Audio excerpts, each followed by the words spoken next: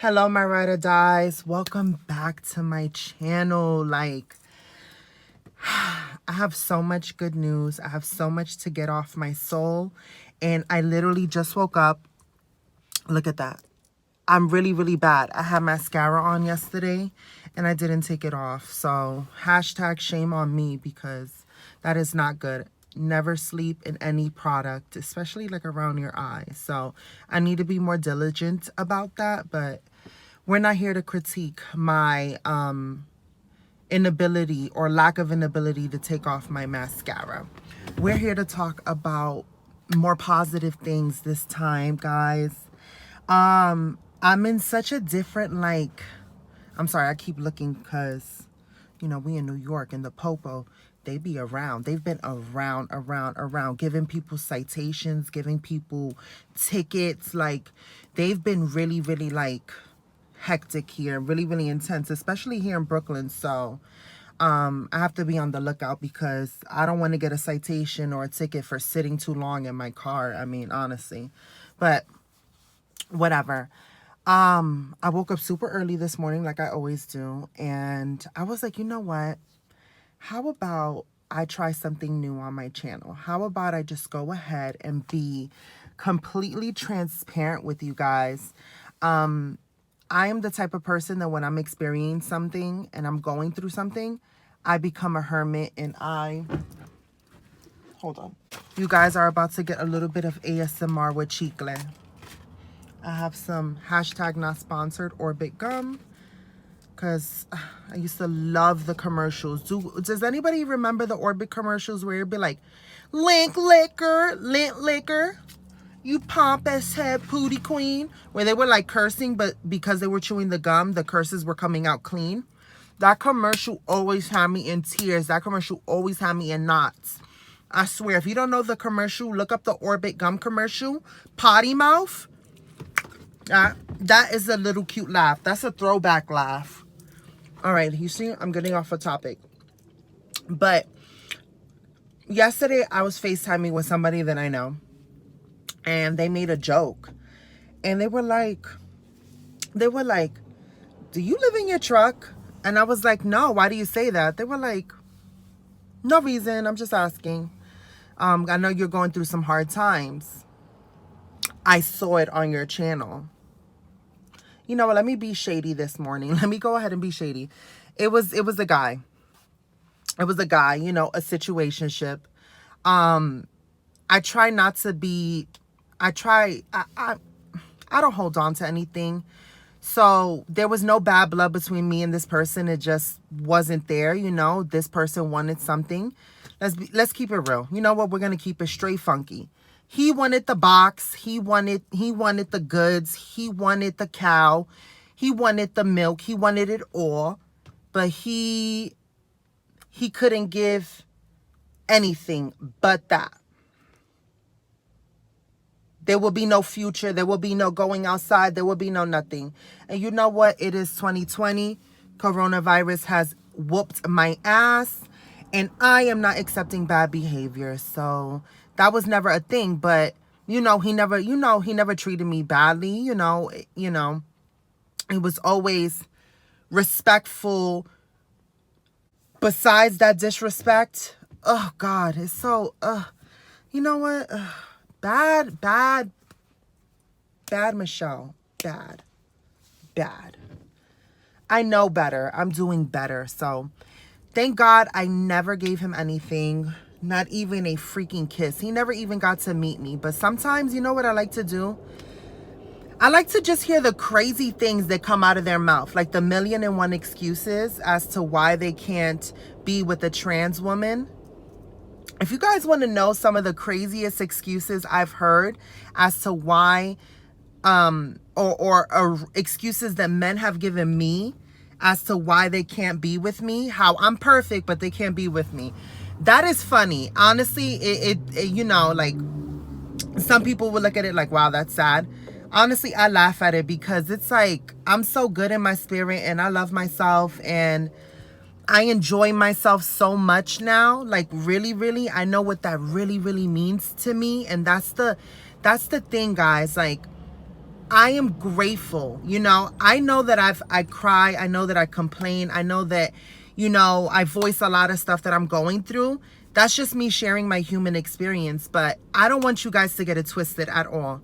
I am so grateful for this experience because it's like each moment, each place that I've been has showed me another reflection of myself that I wasn't ready to face. You see, the thing about growth is you can't expect a glow up if you're not doing the work on facing the sides of yourself that you may not like or you may not want to deal with, and healing past trauma and everything else. And you know, guys, if you have time, look into regression therapy. I've been you know, watching videos on YouTube about that. I've been watching videos on YouTube about how to deal with trauma and, you know, just positivity. And I've been, you know, looking at yoga, meditation, kundalini, like just all of these things, guys. If you ever have time, just look into it. You know, it may not be your vibe, but honestly,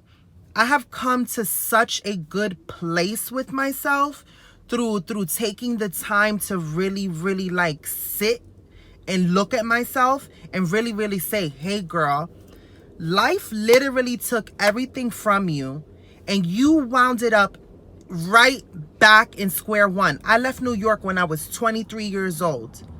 And I've been trying to, you know, and I've been surviving ever since.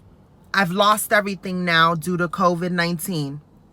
Now I'm right back in the same hood, in the same area, with the same people that I was here down, you know, down to where it all started. My origin story, the nitty gritty, like Brownsville, Brooklyn, like East New York. Like I'm here, like I'm back where I started, square one. I'm back to all the houses that I've ever lived in, all the shelters that I've ever lived in, all of the experiences that I've been through, all the traumas, every sort of place, every street, you know, that I look at, there's history and there's stories, you know. You know, if you guys are interested, I can tell you stories of like, just like what each street in New York means to me and something that I've experienced on one of those streets. And guys, it will amaze you the life I've had. I've seen a lot. I've been through a lot. I've heard a lot. It's crazy. It's crazy, crazy, crazy. You know, people, you can't put people on top of each other in a situation and leave them in an impoverished area with no resources because, you know, left to your own devices, survival of the fittest. And it's real out here. It's real out here in Brownsville. Ain't nothing changed about Brownsville. Don't get it twisted. Like Brownsville, Brooklyn is still about that life, you know? And you know what's so crazy? I'm from there. So it's like I move freely. But I also understand that at any moment shit could pop off and shit could get real, you know? So you got to be on your tippy toes, you know? A lot of people, I know I said this before in a past video, but I'm going to share it again. A lot of people will look at me, and when I'm first moved to the South, they're like, why you got the mean face? Like, why you got the screw face? Like that, why? And I'm like, I came from a hood where like, if you smile too much, you were taken as a joke. So they're going to try you. Like people are going to try you. So you don't walk around smiling. But you know what? I'm not, you know, even though I'm here, I'm not that person anymore. And like, you see how I flip the switch? We should do a flip the switch challenge. Where it's like, you go from like your hood dialect to like your professional Carol voice. That would be funny. But, side tangent. I went off in a rant because this has nothing to do with what I wanted to talk about in this video. But that goes to show you that I miss you guys. Like, honestly, my ride or dies, my little 38 subscribers, hashtag, you know, Big Red's life, all my sisters that watch me, Rupert. I mean, I love all of you guys that, you know, watch and motivate me and push me to keep doing it, even though I'm stubborn, guys. Like when I be going through stuff, I have so many videos that I have not posted, and now it's been so long that I've held on to them. I feel like if I post them now, they're out of whack, and you guys are going to be like, yo, this girl, her whole life is flipped upside down and she don't know what she's doing. So I don't want you guys to judge me, but you know what? You guys are my ride or die, and I know that you're not going to judge me. And that's why I'm going to share with you guys just a thought that I've been thinking about through this whole like quarantine, and just like what's really on my mental. So the comment that the person I was on FaceTime made, he was like, so then we continued talking. He was like, you sure? You know, because I know you're going through a lot. Like, are you sure that you're not living in your truck? And I was like, why are you saying that? And boom, he saw this. He knew this was a pillow in the back. Now, my truck is really, really old, and my truck has old seats. I'm going to do a truck tour, but I'm going to clean her up today before I do a truck tour so I can show y'all my truck, because I really, really love my truck. I really, really love my truck. For guys who are curious, I have a Ford F-150, 2003. She's really, really old, but I love her. Love her, love her, love her dearly. I call her my guardian angel, because this truck has allowed me to have the freedom to get myself out of bad situations that I felt like I had no other option. And, you know, I was like, you saying that because of my pillow? And he was like, yeah. And I was embarrassed, you know, I'm not going to lie. I felt a little bit embarrassed. I didn't want to tell him that I haven't lived in my car, but there has been several nights that I have had to spend, you know, in this car, laid out in this car. So the pillow's there, you know, for back support, but also, you know, I left it there like a just in case, you know. That's just the reality. I don't have a typical like back seat. I have a flatbed truck. Now I just bought this, but I didn't always have this, so I can't leave a pillow back there. And also, like, it's not the most like weatherproof, you know, so I didn't want a damp pillow, but whatever. But all side notes aside, I felt shame about it, and I haven't spoken to much people about this, you know, because the sort of stigma, and I don't, you know, I know what people are going to think when they hear that. You know, a lot of people feel like I've told certain people this, different people that I know, and I've gotten a mixed review. And, you know, someone told me when I told them that I wanted to do this, they said that I'm really losing my mind and I should stop taking hormones, because maybe that has me out of whack. Yep, somebody told me that. I'm going to go ahead and tell you guys what I've been thinking about, because what this video is about making life decisions based on how you feel, you know? Like, F everybody else. You got to block everybody out. And sometimes I sit in this truck for hours. People be like, what do you be doing in your truck for hours? I just be thinking. I be thinking. Sometimes you need to get away from everybody. Get away from everybody's energy, everybody's ish, everybody's drama, everybody's business, everything. Get to a place where you're by yourself and really, really sit down and say, if all these people were to, if all these people's opinions, just for like however many hours you're there, or minutes or seconds that you're alone, if all these people's opinion just really didn't matter, what would I want to do? And boom, you have your answer. You have your answer. You always have your answer within yourself. You just have to take the time to really, really believe in what you want in your master plan.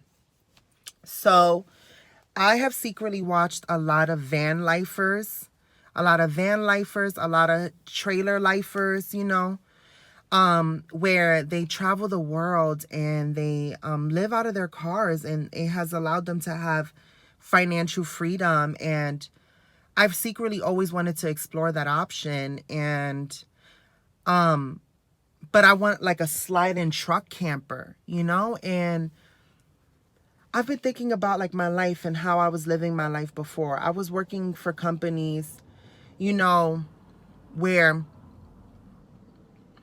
I was afraid of being outed as a trans woman. Nobody knew, you know, but, You know, sometimes rumors would start, or, you know, I lived in the South a lot, and, you know, if you're a woman in the South and you don't have any children and you're not married, you're deemed like abnormal. You're like an alien out there, and people look at you and they judge you harshly. And I remember that my gender came into question at one of my jobs because I had no children and I was unmarried and I was already pushing my late 20s. So they were like, let me find out maybe you're not even a woman. I mean, you know, you don't have a man, you don't have children. Maybe you one of those, and I'm sorry, I don't want to offend anybody. She was like, maybe you're one of those she's that, you know, that are half man, half woman. She said all of this and started this rumor, all because I had no children and I had no husband. I was living, I'll tell you guys where I was living. I was living in a place called Danville, Virginia. I know, you probably never heard of it. Danville, Virginia. And the manager at the IHOP I was working at, she told me that.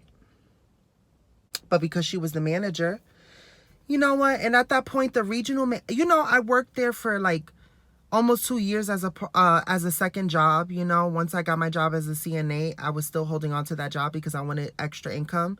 But whatever. That's a whole nother story. But I've been thinking about doing van life. I've been thinking about doing trailer life because I have been applying to a lot of jobs. And for me, I have to make the best decision for me and for my lifestyle. You know, I have health insurance in a state that I was at last, you know, because I was based as an emergency situation. I went through the domestic women's violence shelter, and that's how I was finally able to obtain health insurance for the first time in all these years. I had to go through a life and death situation in order to get health insurance. But that's a whole nother topic, guys. That's a whole nother topic. And these are some of the reasons why I've really been considering this. You know, I was working as a waitress, working as a CNA, working so many jobs to afford rent and living paycheck to paycheck. And, you know, I've lived a lot of places, and I found that I have this sort of like get up and go attitude. I'm a very much a free spirit, and I like having the ability to move. You know, a dream of mine has always been to save up enough money to live in London for a year. I've always wanted to do that. And you know, if I go ahead and get a trailer and do that sort of lifestyle, I can work a job and not feel so tied down and feeling like I'm living paycheck to paycheck because I'm paying rent and light and bills and electric and all this or whatever. You know, I will be able to save up money to pursue passions. You know, before COVID-19, my life was work, struggling to make ends meet. And I had no joy, no other time for anything else I wanted. And now that I've had this time to sit with myself and really think like how fragile life is and how tomorrow is never guaranteed and what my freedom means to me, I'm really like saying like F everybody's sort of feelings and you know, expectations of what life should look like. I want to create a life for myself. I have a hunger for adventure and travel and exploration. I only have one life to live. I don't have any children. I don't have anybody sort of necessarily holding me down. I haven't met my twin flame, you know, my other half yet. So, and you know what? If he's meant to be with me, then he'll have that same sort of hunger for exploration and wanting to travel. And maybe we can travel together. But a girl got her stimulus check. Finally. Okay, can we talk about that? I finally got my stimulus check. So I've been trying to look for a trailer within that sort of price range. It's been hard, and a lot of them are far, but I think I've narrowed it down to 3 possibles. My truck is having some issues. I don't really want to spend the money because I need it for the trailer, you know, that I'm trying to get.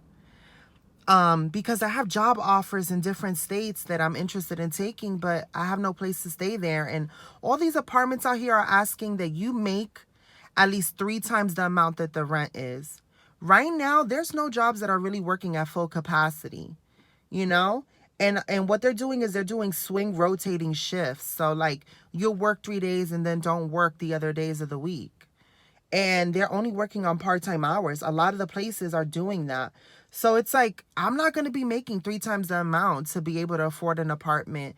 I don't want to, stay in some seedy hotel paying $700 a month, well, it's not $700 a month. It's normally like $768 with the taxes and all the fees and servicing fees to stay in some seedy motel, or I've explored Airbnbs in certain states and those are getting expensive. So it's just like, I really don't want that sort of life. I don't want to go back into that system. I really have a hunger for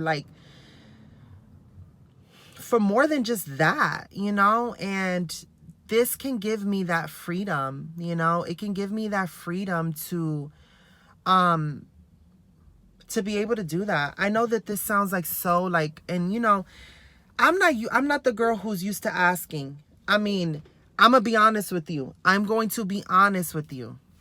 I've been when I was old enough to apply for food stamps, which was like 18 back then. When I was old enough, I applied to food stamps, I applied to welfare, I applied to anything, there's no shame in my game. I was struggling. I was homeless, that's what those services are for. People have such a heated debate about, services and socialism and all whatever, whatever the case may be. But when you break it down to a fundamental level, life happens and sometimes people need assistance. And what are we paying taxes for? What are we paying taxes for if we can't receive services that might help, And I'm going to be honest, for a lot of trans women, sex work is the only option for a lot of the girls, and it saddens me. I didn't want this video to be about that, but I get so passionate about these things, and I want to talk about these things that aren't spoken about.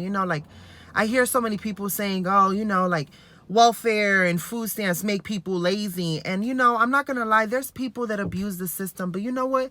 For a lot of people, this is how they survive. They survive. When I was old enough to get food stamps, all you got was $118. Okay, $118 for you to have food for the month, right? And then there was times in states where all I got was $98 as a single person with no children, So it's not really that much help on top of that because food is expensive. I mean, have you seen the prices in the supermarket now? Do you think I'll be able to survive with $118 on food stamps now? These supermarkets are price gouging. Just a packet of meat the other day. I went to a packet of 2 chicken breasts in the supermarket. Can you believe how much it was? It was $12.98 for 2 chicken breasts. 2 chicken breasts. That adds up, and you eat 3 meals a day. If you can eat 3 meals a day, if you can afford to eat 3 meals a day on your little $118 on food stamps, I don't know, whatever. A girl is not ashamed to admit that when I was homeless at the age of 18, when I was old enough to apply for those services, they helped. The little bit of money helped. It took me from going hungry and surviving on, school lunch and ramen, every day, to being able to have an option for maybe rice or just other things, So people make jokes about struggle food, hood food, ramen and butter sandwiches and stuff like that. But for a lot of families, that's how people survived, That's how people survive. There was nights where all we had was just rice and corn. You know, I mean, that's the truth. You know, my mother was a single mother of 5 children, working a factory job and barely knew any English. You know, there was nights where all we had was rice and corn, you know, and we knew that those nights, you know, that's what we had, and we made the best of it, you know. But that goes to show you that, like, we just need to do better. And I don't want to fall into this like broken system anymore. I don't want to be victim of that. I want freedom. And if I it's a one-shot deal. If I buy this trailer, the only thing I'll be able to work and save up my money and still have the ability to pursue YouTube more fully, be able to invest in myself more, start a business that can possibly get residual income. I have so many desires and dreams. Like, I have so many visions, guys. I want to do a subscription box. Like, I want to, you don't even know all the things that I want to do. And maybe this trailer life, this van life, can give me the freedom to do that and pursue these things, because I won't be just living to survive. I'll be able to put something away towards my freedom. You know, I even considered, because the stimulus check isn't a lot. And you know, the trailers I've seen, you know, the cheapest trailers I've seen is like $2,000. And I'm like, how can I even try to, you know, raise that or anything like that? You know, I was thinking about maybe doing like a GoFundMe, but everybody's struggling. You know, I'm not going to ask anybody for money. I'm not going to go do that. I'm not going to try. I don't want to take out of anybody else's pocket, honestly. I really don't. Everybody's struggling, you know, and not everybody's situation. Everybody's struggling in their sort of way, you know, except for the few 1%ers. So, you know, if you're like a celebrity who's watching my video, like Rihanna or like, you know, Cardi B or, you know, Bernie Sanders or Nikki Tutorials or Jeffree Star or, you know, Shane Dawson, whoever, that they want to like donate to me so that I can buy a trailer, then, you know, feel free. You know, I know their pockets may not be hurting as much, but then I don't know. I don't know anybody's situation. The point is, I'm not going to go ask for money. I just didn't feel right. But I've been thinking about ways to sort of like raise it. I've been putting out like on different sort of platforms, just like services, like cleaning services, cooking services, baking services, hair services. Like, I'm like, you know, I'll do a blowout. I'll do, you know, like a flat iron. I could sew in a weave. I could make custom wigs. Like, your girl is trying to hustle. I'm like, if you come to me with a frontal and bundles, I'll make you a custom wig. I'll pluck it. I'll bleach it. I'll do everything. Just pay me like, you know, pay me like $125 to make that wig, you know, because right now I'm trying to do it on the low. I'm trying to do it on the cheap, you know, like to make a custom wig the way I know how to make it, you know, plucking the frontal, customizing the hairline, you know, making a wig, like that takes a lot of work. I know how to do that. I used to make all my wigs, and I have bundles and frontal coming up, and I want to make a video called The Art of Wig Making, because, you know, that's a skill that I learned out of, you know, just me being passionate about wanting to change up my hair. And I'm so glad that I know how to do it. Like, I don't have to pay anybody to make my wigs. I make them myself, and they come out amazing. And if you look back, all the videos where my hair, all the straight, every picture with straight hair or wavy or something that's long and luxurious, those are wigs. How you doing? I made those wigs. Every wig that I've ever had on my head, I have made. So, whatever. But your girl has been trying to hustle to make these coins, you know. I've been trying to hustle to make these coins so that I can afford this trailer, you know. And of course, I'm going to need money after that, because you have to register the trailer. Like, it's a whole process. But you know what? I am going to make my dream happen, and I am going to go after it. And I'm going to go after my financial freedom, because London, here I come. I'm going to live there for a year. And then after that, I might come back, save up my money, live somewhere else for a year. Who knows? This YouTube thing is going to catch up. The other day, somebody was like, oh, how many followers do you have? I was like, 3.5 million. He was like, you're lying. And I was like, I'm not lying. I have 3.5 million followers. He was like, what's the name of your channel? I told him. He went on. He was like, you only have 38 subscribers. I was like, first of all, those are my 38 ride or dies. Watch your mouth. Don't be disrespecting them because I defend them to the nitty gritty. So watch your mouth. They're 38 right now. They're 38 subscribers right now. Yes. But I'm already claiming what's already mine. I know my 3.5 million is coming. I know my 3.5 million followers are, my subscribers are coming. So don't be trying to diminish my dream. Because you know what? If I don't believe in myself, who else is going to believe in me? All right. And I know that my little 38 subscribers, my little ride or dies that are watching, and those who watch the whole 30 minutes, I appreciate you guys. I love you guys. Leave a little heart emoji in the bottom. You know, the heart, whatever. Just leave whatever type of heart you want to leave for me in the bottom below to show me that you've reached the bottom. And let me tell you something. I love each and every one of you guys. I love the people that only watch for a second. I love the people that only watch for a minute. I love the people that be like, you know what? Ugh, over it. But I love anybody that supports me, anybody that clicks on this video, anybody that gives me a like, anybody that gives me a comment, anybody who just so happens to have this in their freaking feed on YouTube. I love all you guys for watching. And wish me luck. I'm super, super excited. And I hope that you guys are too. And I encourage all of you guys, go after any sort of thing you wanted to try to do. Just do it. Even if you fail, just go ahead and do it. Like, why not? We're all in the house and we're in the house board. So why not? Like, just go for your dreams and believe you can do it.